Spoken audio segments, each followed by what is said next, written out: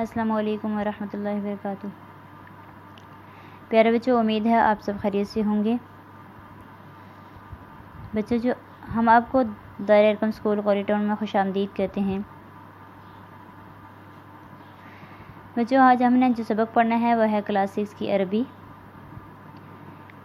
پہلے ہم نے جو دوسرا سبق پڑھا تھا درس ثانی، آج ہم اس کی مشق کریں گے۔ سبق شروع کرنے سے پہلے ہم اللہ تعالیٰ سے علم میں اضافے کی دعا کریں گے۔ بسم اللہ الرحمن الرحیم، رب زدنی علما، اے اللہ میرے علم میں اضافہ فرما۔ اب مشق دیکھیں کہ ان الفاظ کو ہاذہ کے ساتھ ملا کر پڑھیں۔ غرفتن، یہ کیا؟ غرفتن کس کو کہتے ہیں؟ کمرے کو، ٹھیک ہے۔ ہاذہ غرفتن، ہاذہ مروحتن، ہاذہ شجرتن، شجرہ کہتے ہیں درخت کو۔ ہاذہ مسترتن، یہ پیمانہ ہے۔ ہاذہ تلاستن، تلاستن کہتے ہیں جھاڑن کو۔ ہاذہ تلاستن، ہاذہ تلمیذتن، ہاذہ استاذتن، ہاذہ خادمتن، ہاذہ والدتن، ہاذہ بنتن، جیسے مثال بھی آگے دی ہوئی ہے کہ ہاذہ غرفتن۔ نمبر 2 ہم نے کیا کرنا ہے کہ عربی میں ترجمہ کرنا ہے۔ یہ اردو انہیں دی ہوئی ہے اور اس کی ہم نے عربی کرنی ہے۔ پیچھے ہم نے عربی کا ترجمہ کیا تھا اردو میں، اور اب ہم اردو کا ترجمہ عربی میں کریں گے۔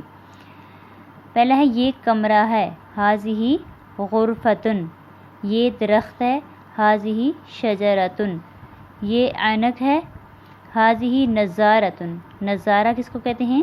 عینک کو۔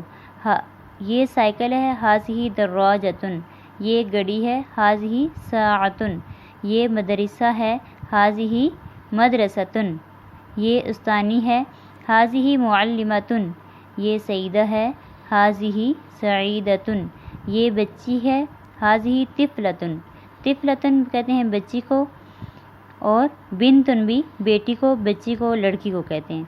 ہاذہ مروحتن، یہ پنکھا ہے۔ آگے عربی فقرے دیے گئے ہیں، ان کا اردو میں ہم نے ترجمہ کرنا ہے۔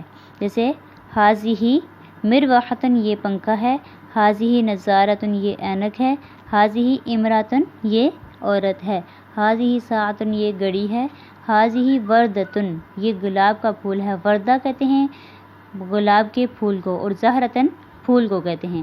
ہاذہ غرفتن، یہ کمرہ ہے، ہاذہ امن، یہ ماں ہے، ہاذہ بنتن، یہ بیٹی ہے، ہاذہ سعیدتن، یہ سیدہ ہے، ہاذہ شریفتن، یہ شریفہ ہے۔ یہ مؤنث جو الفاظ ہوتے ہیں جیسے امراتن، شاتن، شجرتن، شاتن کہتے ہیں بکری کو، یہی یہ مؤنث الفاظ ہیں۔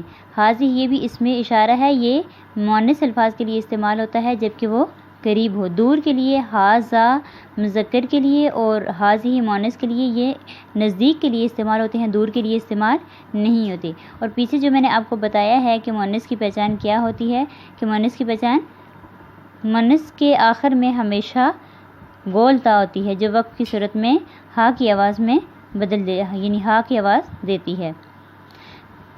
آگے الفاظ کے معنی ہیں، یہ بھی آپ نے اچھی طرح سے یاد کرنے ہیں۔ پیارے بچوں، یہ جو کام آپ کو دیا گیا ہے، یہ ایکسرسائز، یہ آپ لوگوں نے اس کو اچھی طرح سے نوٹ بک پر کام بھی کرنا ہے اور ساتھ اس کو اچھی طرح سے یاد بھی کرنا ہے۔ امید ہے آج کا یہ ٹاپک آپ کو اچھی طرح سمجھ آ گیا ہوگا۔ اپنا ڈھیر سارا خیال رکھیے گا۔ اللہ حافظ۔